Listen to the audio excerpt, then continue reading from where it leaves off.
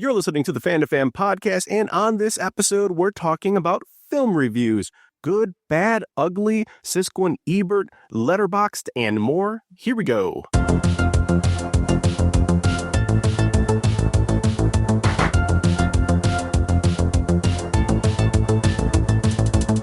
You're listening to the Fan2Fan Podcast. One of your hosts, Bernie Gonzalez. With me, as always, fellow co-host Pete Charbonneau, and we have returning guest Josh Pruett. Josh is an author, a writer, a storyboarder, Emmy Award winner. He's been on the podcast many times. He's been very generous with his time, and we've talked about movies, The Relic, Tremors, the movie he wrote, Witch Hunter, and just about every John Carpenter movie that he ever made. So fair to say, Josh is a huge movie lover, joins Pete and myself in the huge movie lover club. So we thought it made sense to have Josh on as Pete and I talk about a topic that has been kind of cursory. It's written sidecar to movies and our love, our passion for movies. I'm talking about film reviews or film criticism and how we kind of learn to watch movies. If you've listened to the podcast before, you know that I love me some context. So I had to look it up. Some of the first films that were ever released were by the Lumiere brothers back in 1895, and it was The Arrival of a Train at La Ciotat. And if you've probably seen this on YouTube in different movies, you get that shot of the train pulling into the stations, you get passengers disembarking, and it's famous because you get the reactions from all the audience members, all the folks that were watching this short, because they're thinking that this train is real. And if anything, that just shows you the power of what that short film was for people who are watching films for the first time. And not surprising that the first film review is generally traced to the early days of cinema after motion pictures were first exhibited to the public. And it goes back to like 1896, a review that was published in a French newspaper, Le Radical, that discussed a public screening of the short by the Lumiere brothers. And that review critically evaluated the moving picture as a new medium, talked about that audience reaction, talked about the potential impact culturally, artistically of movies, its realism, the fact that it was a novelty, and that type of commentary, that sort of a film criticism is widely regarded as the birth of film reviews. And just like film, obviously after that, film reviews evolved. Newspapers, TV guides, TV shows, we'll get into all of that. But to get this conversation started, let's go to you, Pete. You have your ubiquitous cousin Mark that has been mentioned, referenced many a times on the Fan2Fan podcast. I was literally just thinking, I was like, you're talking about shared experience. And I'm like, not everyone's got Mark, man. That's true. You don't have that learned older cousin that can walk you through Actually, I'm the pop. Older cousin in that scenario by like 2 or 3 months. You walking down the mom and pop video store aisles trying to figure out what to watch, listening to somebody else that might have a little bit more knowledge than you do, going to recess, and some kid whose parents don't believe in parenting and let them watch all the R-rated movies, and they're telling you how amazing Friday the 13th Part 3 is. Saturday afternoon matinees aren't what they used to be. To begin with, kids don't have to go to the movie theater. They can bring the movie home from the rental store. Kids get the movies from the horror section of the video store. Most of the violent movies are rated R and aren't supposed to be seen unless you're 17 years old. Others are made directly on videotape and bypass the rating system altogether. Video store owners say the movies are usually in their top 3 rental categories. Kids say it more simply. On Monday morning, the biggest attraction is a kid that's seen one of these disgusting movies of the weekend.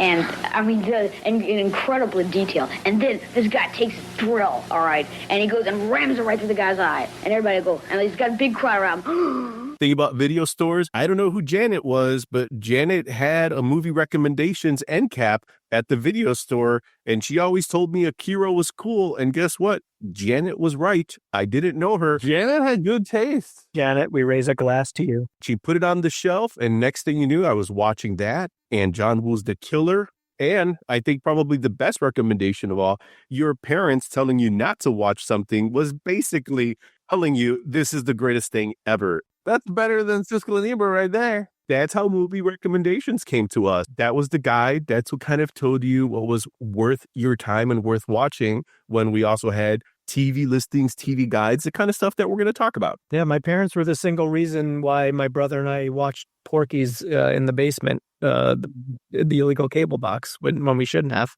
I think that's the only place you're supposed to watch that movie. A wood-paneled basement with a very heavy TV. Yeah, exactly. Were you there with us, Bernie, when you're hiding behind the couch? I was peeking through a hole, which might make sense for Porky's, but in a completely different context. Oh, well played. Thank you. So Josh, let's talk about film criticism, right? Because again, yes, we are products of the 80s, TV Guide, and I always think about before Letterboxd, before Rotten Tomatoes, I would see these star ratings. And Pete, you've talked about this before. Picks, Godzilla marathons. He's mean, green, and making the New York scene. Godzilla, over 12 hours of the mightiest movies for 2 days only. The Godzilla-thon starts Saturday at noon on Channel 11. You're trying to figure out how to set up your time because there's King Ghidorah, there's Mechagodzilla, there's Rodan. I got to look at those stars. And if Rodan ekes out another half a star, maybe I'm making time for that after school to watch that.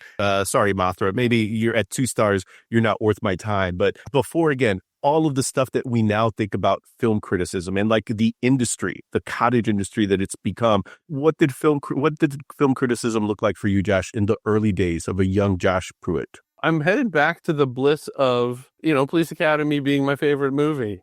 There's a time where it just didn't matter and it wasn't a part of the conversation. Then I think into high school, me and my buddies got really into important movies. It was the early 90s. There was a lot of going on and indie film. And I just remember, this, was highly rated on Siskel and Ebert, or, Rolling Stone gave it this, or Entertainment Weekly gave it this. And I would read those reviews because I had a subscription at EW. But I think at some point, I just realized context is missing. Josh's hot take, ding, is that any film criticism, any person writing up a verbal response to a movie, or even if it was on, modern day Instagram or TikTok, whatever, there's got to be a way to see their top 5 movies easy and fast, because I want to know where that person's coming from. Some of this came from just realizing Buckaroo Banzai is one of my all-timers, and Big Trouble in Little China, etc. We've talked about that on here. I've stopped trying to convince people to watch Buckaroo Banzai because it doesn't go great. Buckaroo, President's on line 1 calling about is everything okay with the alien spacecraft from Planet 10, or should he just go ahead and destroy Russia? Tell him yes on 1 and no on 2. Experience the adventures of Buckaroo Banzai across the 8th dimension. Rated PG. Check newspapers for selected theaters. Which was yes, destroy Russia, or number 2? There's some people who get it, and it's I've shared on here the great story about, going to a Clive Barker signing, but instead of talking about his book, we talked about Buckaroo Banzai because of the patch that was on my jacket. We tend to find each other, I think, people who are like-minded. But I feel like having taught, when someone's bagging on something that you enjoyed, I think it's good to know where they're coming from. Or, sometimes, there can be pretentious and non-pretentious film criticism. But I do feel like I want to know where you're coming from first. If you're talking about, Un Chien Andalou is your favorite movie, and, you watch the 500 Blows on a Saturday afternoon or something, then you and I aren't going to have a lot of overlap. So I don't need to put a whole lot of stock in your opinion about Ghostbusters Afterlife and the fact that my kids and I had a really good time at the theater. So I think, like anything, my interaction with film criticism has really changed over the years, from ignoring it completely to being too into it, to now I have a much, I think, healthier perspective on how it's helpful and the importance of context. What about you guys? I was going to connect 2 things that you just said, Josh. Something that you just mentioned you love, and something that you loved and you worked on. Because again, hey, no. Don't be mean. We don't have to be mean, because remember, no matter where you go, there you are. And if you're there, if you're with the right people, you get it. They get it. Yes. Mystery Science, man. Yeah, there is. Mm-hmm.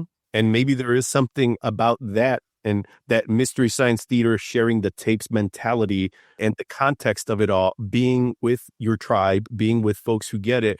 Because I think that's the other piece about film criticism, maybe the negative side, or what could be perceived as the negative side, is the idea that it creates like this hierarchy of quality. This must be bad because this person says it's bad. Thus, I may not give it the chance. I may not even watch it because this person who, for whatever reason, for whatever credibility they have, says it doesn't matter. And because of that, I'll never watch Police Academy 4. And little do I know what I'm missing. What about you, Pete? Yeah, I am on the same page as both of you guys. I'm going to jump ahead a little bit, but I think it kind of pertains to what we're talking about. Everyone's like in the aughts, 2010s. I really enjoyed going on the Onion AV Club website to their reviews, because I think, speaking to your point, Josh, I felt like they were spiritually in my zone, and so I was like, okay, this makes sense. I didn't normally comment like some other people, but there's like the running joke of like if a movie got a D-, that was like the gentleman's F. And that on more than one occasion, if I saw something got a D-, I was like, if this is playing, I'm going to go see it because I have a feeling this is like going to be entertaining for me. And so that was me kind of just embracing like the so bad it's good aspect of like really enjoying those type of movies. And so, but like to your point, like if it was, a critic that was more like I'm into film theory and I'm going to tell you why this movie's terrible. And it's like, okay, that's fine. And that's great. But I probably will get some enjoyment out of that. And so it's part of it, I think, is also just kind of knowing who you are as a person too. Like when I was really young, I put an insane amount of weight on reading the movie reviews in Newsday, which was our local daily paper. Like every Friday, I would come home from school, flip it over, look at the sports section real quick, go quickly to the entertainment section, and I would just go down and look at the star ratings for all the new releases. And if a movie that I was like excited about got like 1 or 2 stars, I was just like, oh man, it's not going to do well. And I was like, this was like upsetting to me in some way. And I had put all this like weight on, I don't even know who the movie critic was for Newsday back then, but it's like all this weight is put on the shoulders of this one person because, get off my lawn. But the days before the internet didn't have many other sources other than, maybe like Entertainment Weekly magazines. You might get like a rating on a film. But other than that, like this was the only way of getting some feedback on how good or bad a movie was. And a lot of times it was just lumped onto a very select group of people that were the arbiters of what was good and bad.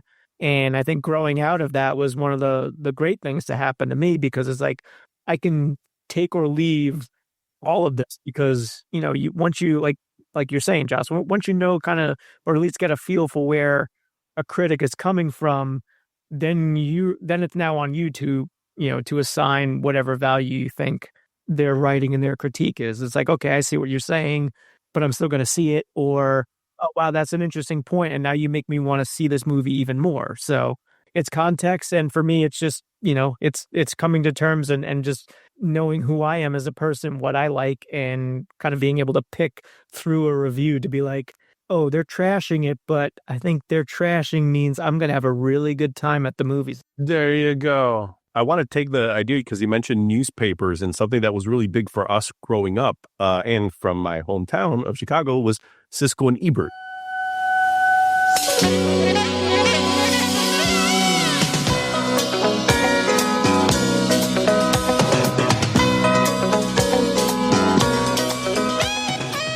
So you had Gene Siskel, who was a film critic for the Chicago Tribune. Roger Ebert was a film critic for the Chicago Sun-Times. They were pretty well established, and I remember a lot of it kind of went over my head reading it as a kid, similar to what you were talking about, Pete. But I remember they were witty, and they made some of their movie reviews accessible to me. And it's not until they really started going on TV, and this is where syndication becomes a thing, right? Because their reviews were syndicated in other newspapers beyond like the Chicago market. So you did have people in LA, Miami, reading their opinions about movies. And then as their partnership evolved, right? So November 1975, They work with the local PBS, probably WTCW in Chicago, opening soon at the theater near you. That evolves into sneak previews. That was eventually syndicated on PBS by 1978. 1982, they move into commercial syndication with At the Movies. And then in 1986, they release what we know now as Siskel and Ebert At the Movies. And that's over hundreds of TV affiliates. And I think in some ways, like, they help kind of standardize movie criticism. And in some ways, they made it just a binary decision, right? A thumbs up or a thumbs down. We started out with yes votes and no votes. And then when we came to this format, we switched syndicators. And we felt maybe that the yes and no votes were intellectual property, if you can believe such a thing. So I said, well, why don't we just give thumbs up or thumbs down? And so we did. And eventually the phrase 2 thumbs up was trademarked by Gene and myself because other people were beginning to use it. That in some ways kind of like to the movies that we've been kind of talking about where it can seem, film criticism can seem academic or elitist. They almost gave like everybody else, like, it's just a thumbs up or thumbs down. Like whichever way we go, like, then take that for what it is. They absolutely did. And I think, I'm not 100% on this, but I think they got like pretty roundly criticized for kind of quote unquote dumbing down like the review process, because they were kind of speak more to just an average audience goer that, you know, if you want to talk film theory and shot composition and all that in your review and underarching themes, like, that's all well and good. But a lot of times people they want to go and just be entertained and they don't care to know all the deeper stuff. And I think that's one thing that Siskel and Ebert did, you know, to their great credit. And like, that was kind of brilliant, was just doing the thumbs up, thumbs down thing, like just from a branding, becoming a cultural impact. I remember growing up in New York around the same time, and this may have to do with the syndication part of it, but there was, I think it was called At the Movie. So I don't know if like major cities have different hosts, but we had like, it was like Rex Reed and this guy, Bill Harris, who was like this, you know, I like this bushy mustache and glasses, but, you know, like Rex Reed was kind of famous in New York and maybe even nationally. Like, I think he had a cameo in Superman the movie, walking into the Daily Planet at one point, but it was kind of the similar thing. But Siskel and Ebert, I think just by their personalities and just by the way that they were able to kind of tailor the show, were able to, I think, eventually push out maybe some of those other more local, you know, movie critics to kind of go nationwide and in syndication. It's a funky thing where it's like the criticism makes sense because you're like, oh, you've completely diminished nuance. Like, you're not even really having a conversation, right? It's the thing that we get accused of now, which is like, it's clickbait, right? So that was like the beginning of clickbait, except it was thumbs instead. So it was either, you know, if they're going to go thumbs down on a horror movie, which, you know, Ebert was famously critical of most. There is a difference between good and scary movies and movies that systematically demean half the human race. There is a difference between movies which are violent but entertaining and movies that are gruesome and despicable. There is a difference between a horror movie and a freak show. And a good example of that is the fact that both of us gave favorable reviews to a very scary 1978 horror film named Halloween. Now, there must be people asking, how could we praise a movie like that and now say these other movies are so terrible? Them really liking Halloween ended up being a feather in Carpenter's cap at the time, at least when it came to getting people in the seats, right? The film criticism, at least between the two of them, and again, this is to their credit, almost became like an argument. And what's better than a good argument? Because in some ways, you're seeing these two people essentially say, I think the movie's good, the other person saying the movie's bad. And in some ways, you almost forget the movie itself, and you're just looking at like the verdict. Oh, is it a thumbs up? Then maybe I'll watch it this Friday night. But if it's a thumbs down, then that's the argument that won for me, and I didn't give it a shot. It's so interesting, like all of this Siskel and Ebert, especially in hindsight now, where we can kind of see the genius behind making it approachable, and also at the same time, you know, how it influenced us. As I say, the friction certainly helped between the two of them. That was like the entertainment factor of the show. Yeah. But I mean, even as a kid watching it, like, I never felt like, I always got the sense, and I knew innately that these were two people that knew their history and knew films. Like, you know, like if they didn't like the latest slasher movie, that might have been disappointing to me to see 2 thumbs down. But it wasn't like I thought. Sometimes I think it was just maybe their sensibilities, but like they knew their film history. Like that was clear. So it wasn't like just two schmoes that were just like that were good on camera together. They're just like going to battle it out. Like there was reasoning behind all of their critiques. But yeah, I think ultimately it was like, yeah, the drama of the friction between the two of them when they get a little snippy at each other was, always what you kind of were waiting to see on screen. It's like the beginning of like infotainment from Simpsons or like reality TV or something where it's just like you're just watching people argue about a movie that you were already going to go watch. Yeah. Like, like there's such a funny thing of like word of mouth versus, reading reviews, reading film criticism. And certainly there are people out there who still, do film analysis and it's actual criticism and they're breaking it down and they're trying to have a conversation with the work. But, also I think there's times where it's like, if you're going to write a review and slag off Avatar 3, I don't know if that's worth the effort. Like, not because it's successful, but because it's like the things that are working for that audience are largely criticism proof. To say the same thing for like most horror movies is like they're there for the experience, not necessarily for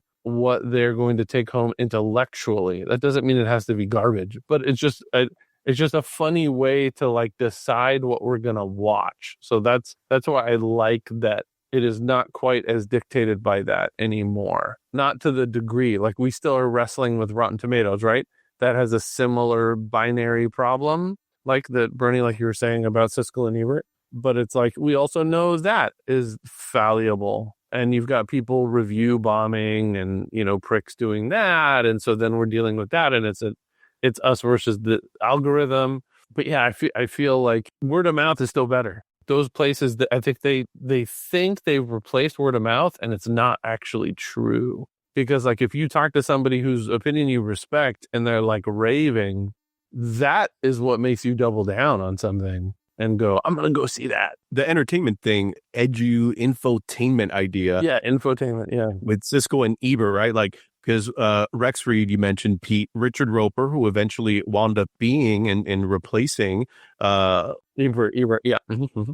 There was Leonard Maltin, and this kind of goes back to a little Mystery Science Theater, like the running joke on Mystery Science Theater, specifically for the movie Laser Blast. He gave that movie 2.5 stars. And at this point, Josh, I know you can probably just finish every sentence I'm going to say, but he was widely respected as a film critic at a time when maybe Siskel and Ebert kind of paved the way for that type of TV film critic personality. And the joke in Mystery Science Theater is, so, all right, so you give something like Laser Blast 2.5 stars. That seems a little generous for what is supposed to be like a mainstream rating system. Like, okay, you gave this 2.5 stars. So, buddy, what else did you give 2.5 stars to? Okay, let's look in Malton's book. He gives us 2.5 stars. My favorite year barely edges it out with 3 stars. Oh, look here. Hannah and Her Sisters is superior only by 1 star. Oh, wow. Oh, great. Now a tire fire starts just off camera. Okay. Oh, hey, Leonard Maltin gave the same 2.5 stars to My Dinner with Andre. Name of the Rose? This is a better film than Name of the Rose. It only got 2 stars. Being There, 2 stars. Lucas Tanner, the movie was directed by Richard Donner. I just thought I'd point that out. Oh, good, thanks. Let me see here. Wait a minute. You mean to tell me Ron Mazak and Eddie Deason get billing over Roddy McDowell? Look, Mike, Birdman of Alcatraz, 3 stars. Marginally better than Laser Blast. They spelled Roddy McDowell's name wrong. What else you got? Oh, here we go. Full Metal Jacket, 3 stars. Oh, here we go. Here's a couple more. Sophie's Choice. Here's one. Willy Wonka and the Chocolate Factory. The Great Santini. I can't believe that. 2.5 stars. 2.5 stars. Also known as Ace, by the way. Yes, Ace. Here's to Laser Blast. Oh my God. And then he's on the episode. But I think that was also like almost like a nod, Mr. Science Theater looking at the camera and winking and saying, we're all in on the joke. Like, this man, his livelihood is critiquing movies and assigning them a grade. There's also this other so bad it's cult movie type of reality to it that's like, yeah, it's 2.5 stars. And guess what? Maybe in this guy's criteria, Superman is also 2.5 stars. But really, come on, guys, we're looking beyond what it is as a rating. We just love this Charles Band movie. That's all it is. It's fun. Exactly. And then again, it's like the love is stronger than the number because it's not math. It's not math. Every time we try to make it math, it like falls apart. It's not math because it's art. Do you guys remember and or did you own one of Leonard Maltin's movie guides? 100%. They were huge. Yeah, using fucking thick. And then Blockbuster started making their own. We had them. I mean, this to me, I was thinking about it because I haven't thought about it for years because I had a copy of one. I don't know what persuaded me to buy it. Looking back and thinking about it now, it's so silly. It's like this giant book of like thousands of movies that he's reviewed that has like the smallest blurb of a review and like his star rating. This guy is the arbiter of what's supposed to be good for movies. I remember like I would just like randomly leaf through it to be like, let's see what he thought of Friday the 13th Part 2. And it was inevitably like a half or 1 star. And so that became just kind of like, all right, well, this guy hates every movie that I like. So I think I don't need to trust him on anything anymore. That might be, again, the part that is the negative side of film reviews, because there's certainly many positive sides that really kind of unlock an academic discussion, like a nuanced discussion about movies, things that, you know, have opened up my eyes to seeing movies that I love from a different perspective that make me love that movie even more. But there's just something interesting about, again, like the rating, going back to that comment you said, Josh, like it's more than a number. It is trying to legitimize your genuine curiosity. I just want to watch this movie, but if this person says it's bad, is that the gatekeeping that might prevent you from giving it a shot? And in that case, maybe that's the thing that prevents you from enjoying something that otherwise you might have been in the mood to be curious about. And why would you care about somebody else's interaction? It's like, I don't even like the term criticism because I feel like it's inherently negative. And it's like, if we're talking about like film writing, right? You're talking about like, hopefully a piece of art that is interacting with another piece of art, right? If I can get pretentious for just a minute, that's what I want. Like if I'm going to sit down and like listen to somebody or read something that someone has written about a movie, I want to be entertained by that writing. So then sometimes, like you were saying, it's like Siskel had a tone. They both had a tone. The writing that they were making, there was an intelligence or there was a wit, or in a lot of cases, there was teeth in that, you know, review. But I think the thing that I keep coming to is that, you know, it's not plumbing. We're not evaluating like how efficiently the water moves through the pipe. That is not what this is. For me, all, like I was saying, it all comes back to Buckaroo Banzai. That movie is so for me. It makes sense that it's not for everybody. There's so much about how they form the story structure, how they introduce the characters, the flexibility of the world, about how Earl McCrouch and W.G. Richter put that world together, that spoke to me in such a specific way. It's not going to work for everybody. It's just not. In some ways, it's like film criticism, I think, can be an obstacle to people enjoying things, right? It's that meme of like, let people enjoy things. And then to your point, Bernie, it's like other times, I think when it's done in a artistic way, it can be a gateway to movies that you otherwise would not look at. You know, I think that's actually one of the things that's really cool about what's come out in social media. And I'm frankly much more interested in is that it's a little more personalized and it's people responding to their favorite stuff and they post about it.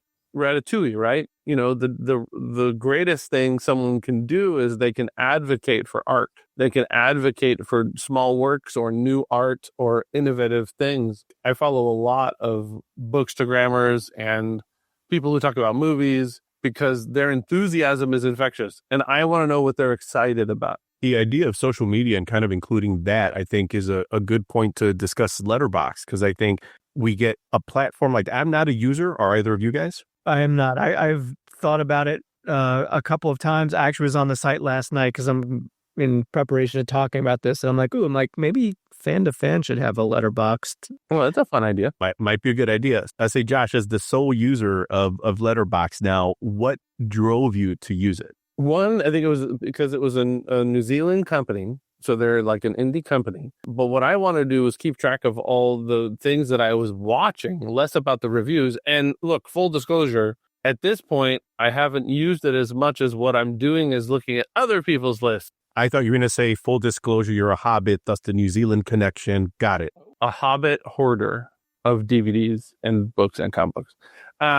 No, but like, for instance, it's like Edgar Wright will post stuff up there. I'm super interested in what one of my favorite filmmakers is watching. I'm not as interested in the numbers or how many stars people give stuff.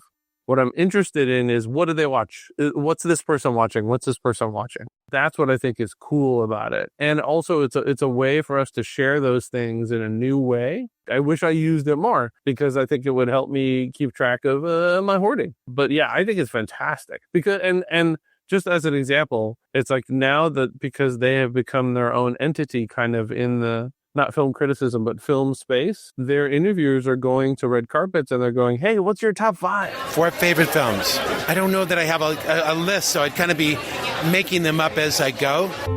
4 favorites with director Sam Raimi.